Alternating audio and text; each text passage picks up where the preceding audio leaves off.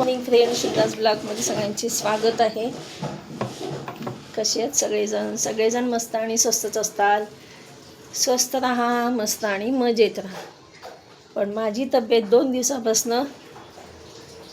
दिवसापासून जवळजवळ बरं नाही आहे. आणि काल तर मला सलाईन्स लावलं.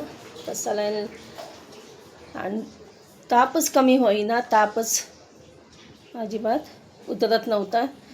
तर मग माझ्या मिस्टरांनी मला दवाखान्यात नेलं परवा दिवशी. पण ताप काय, इंजेक्शन देऊन आणलं पण ताप काय उतरलं नाही.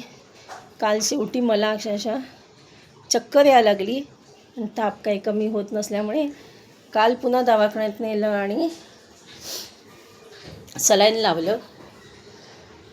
आणि बघा माझ्या नवऱ्याने सगळं स्वच्छ हे बेड कसं आवरलं आहे. आणि 3 दिवसापासून हेच सगळं असं घराची स्वच्छता करतात. ह्यांचा मला खूप सपोर्ट आहे.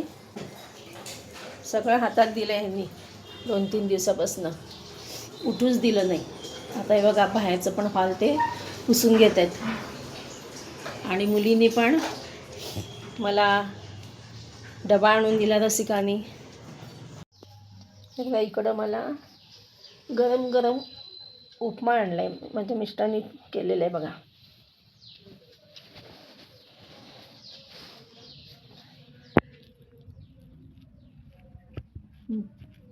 गोळ्या अँटीबायोटिक आहे त्याच्यामुळे हे मी लाव किती दिलं आहे म्हणजे गोळ्या अँटीबायोटिक आहेत, तो खाऊन घे. नाश्ता केल्यानंतर गोळ्या घेतल्या या.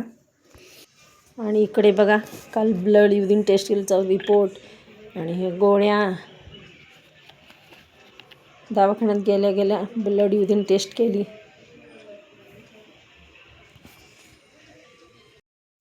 तीन दिवसापासून माझा हा ताप कमी जास्त होत होता. आणि पण मला ना इतका विकनेस जाणवत होता की यावेळेसचा ताप मला ना सुचतच नव्हतं. चक्कर येत होती. आणि मग काल ताबडतोब दवाखान्यात नेऊन मला सलाईनच लावली. गेल्या डॉक्टरबाई म्हटल्या चला तुम्हाला सलाईनच लावते. आज इकडे बघा रसिका आलेली आहे घरी सोबत माझ्या. काल प्राजक्ता येऊन बसली होती, तिचं काम करत का होईना माझ्याकडे येऊन बसलेली होती. आणि आज रसिका म्हणली मी आहे, तू नको येऊ. त्याच्यामुळे रसिका घरनं डबा पण आणलेला आहे भाजीपोळीचा तिने. आणि पप्पांना पोहे बनवून देते. ह्याने मला उपमा केला पण माझ्यापुरतंच केला, त्याच्यामुळे रसिका पप्पांना पोहे बनवते.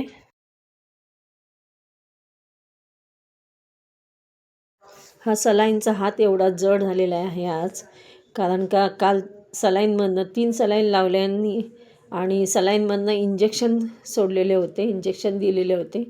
त्याच्यामुळे मला आज जाणवत होतं की हा हात उजवा जड झालेला आहे.